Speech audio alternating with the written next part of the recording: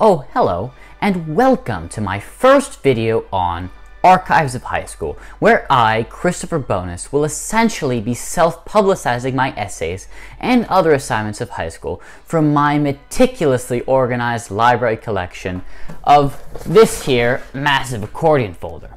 So, this right here is a magazine from World History class, in which we were assigned to answer the following focused question.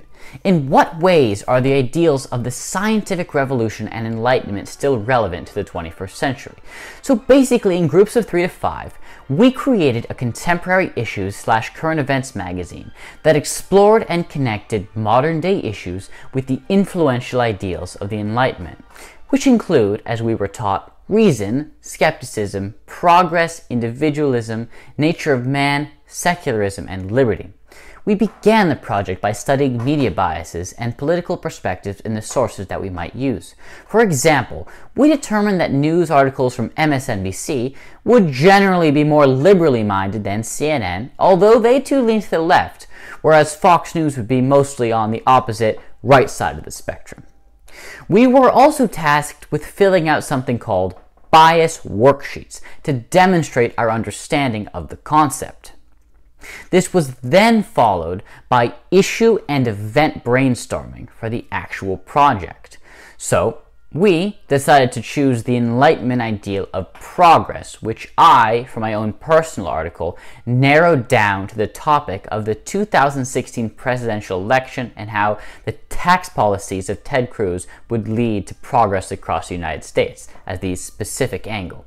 Now, this was when Ted Cruz was still in the race, but then, just as I was finalizing my piece, he suspended his campaign following the loss in Indiana, and consequently, I was suddenly forced to change each of the wills in my article to would-haves.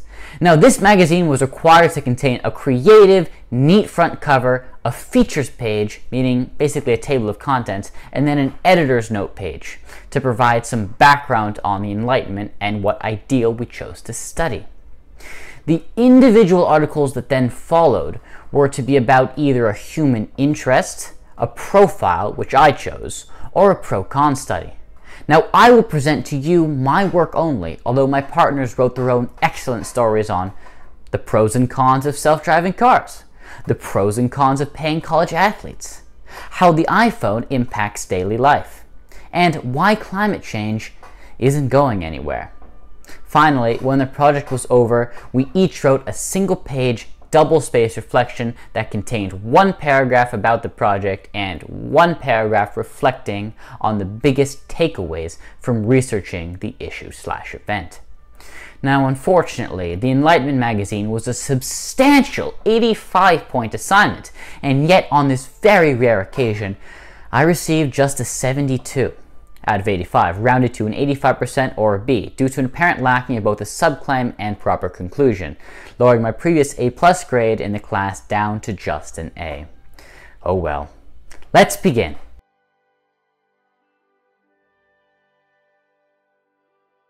Progressive conservatism, as can be inferred from the name, describes the ideology of uniting both conservative and progressive ideas. Specifically, it supports the practices of social security nets and limited redistribution of wealth. Although he suspended his campaign on May 3, 2016, the conservative tax policies and leadership of U.S. Senator Ted Cruz would have led to progress across America had he been elected president. Raphael, Ted Cruz, was born December 22, 1970 in Calgary, Alberta, Canada, to an American mother, Eleanor Dara, and a Cuban father, Rafael Bienvenido Cruz. Beginning in grade school, Cruz demonstrated advanced public speaking skills, joining an after-school program run by the Free Enterprise Institute and giving speeches across Texas about market economics and other issues. Upon graduating as valedictorian from Houston's Baptist High School, Cruz attended Princeton University to become a champion debater. Later, he went on to Harvard Law School, where even liberal law professor Alan Dershowitz would remark that Cruz was off the charts brilliant in terms of raw brain power. Following law school, Cruz became a law clerk, working for several judges before becoming a lawyer himself. And soon later, Cruz involved himself in politics, becoming Solicitor General of Texas by 2003 and arguing 9 cases before the Supreme Court, advocating to uphold the death penalty and more. Later, Cruz would run as the underdog against Texas Lieutenant Governor David Dewhurst for Senate, and he won. After taking office in 2013, Cruz delivered a remarkable 21-hour-long speech against Obamacare to initiate a government shutdown, achieving national recognition. During the epic performance, he spent time even reading to his daughters a bedtime story, Green Eggs and Ham. In March of 2015, Cruz officially announced his candidacy for the presidency, becoming the first major contender in the race. His charisma and appeal to the religious right brought in roughly $1 million on the first day of the campaign. Cruz, moreover, is pro-life, opposes abortion, believes in traditional marriage, has fought to prevent Obama's illegal and unconstitutional executive amnesty, and has been an outspoken advocate for Second Amendment gun rights. Finally, Cruz wishes to abolish the Internal Revenue Service, IRS, and institute a flat tax system across America. Although no longer possible for the near future, the policy he has proposed will be the focal point for progressive conservatism, as further discussed in this article. Now, under the Obama administration, the American economy has suffocated from broken promises and painfully restrictive mandates and taxes. Thus, fundamental tax reform is crucial to the forward progress of the United States. Fortunately, Ted Cruz's plan would have been astonishingly simple and strikingly effective. Come tax day 2017, the 70,000 pages of the current tax code, which has spent 6.1 billion hours for individuals and businesses, would have reduced to the average American family being able to fill out their taxes on nothing more than a postcard. Moreover, Cruz has proposed a flat tax, meaning a constant marginal rate of just 10%, saving an average of $6,100 for everyone and boosting after-tax income by 8.5%. For a family of 4, the first $36,000 would have been tax-free, and the child tax credit, along with deductions for charitable contributions, would have remained. Furthermore, the corporate income tax, the alternative minimum tax, and the death tax would have died themselves and been replaced by a straightforward 16% flat tax on businesses. Finally, the IRS, which has intimidated, threatened, and even targeted its citizens for years, would have been abolished, saving the federal government $12.4 billion. As a result, the American economy would have flourished.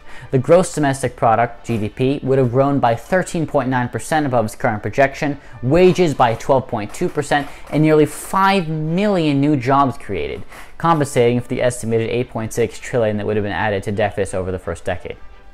The United States would have experienced unprecedented growth, all thanks to the progressive conservatism of former 2016 Republican presidential candidate Ted Cruz.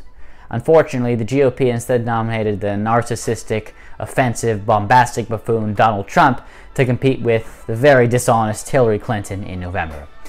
Out of nearly 320 million citizens, how did this happen?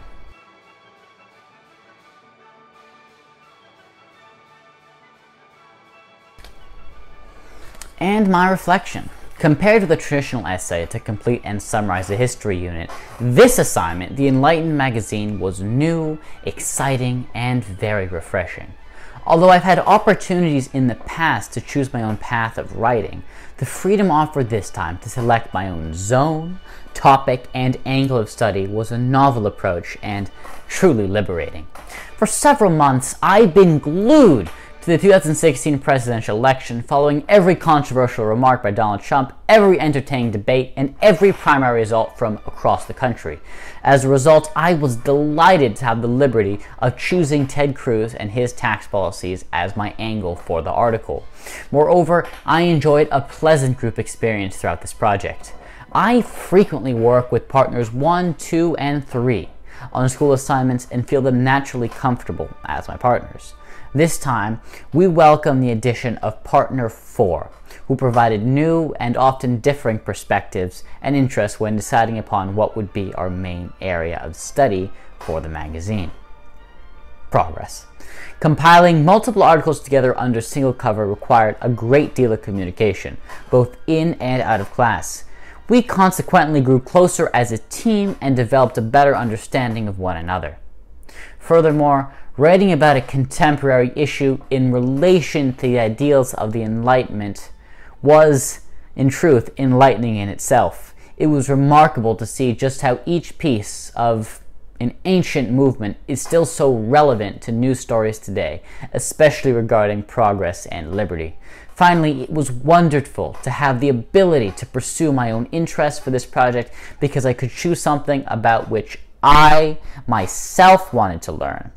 In fact, the process of researching was so fascinating and engaging that I would often forget that it wasn't for my own pleasure, but a 70-point history grade. I eagerly await a similar assignment in the future.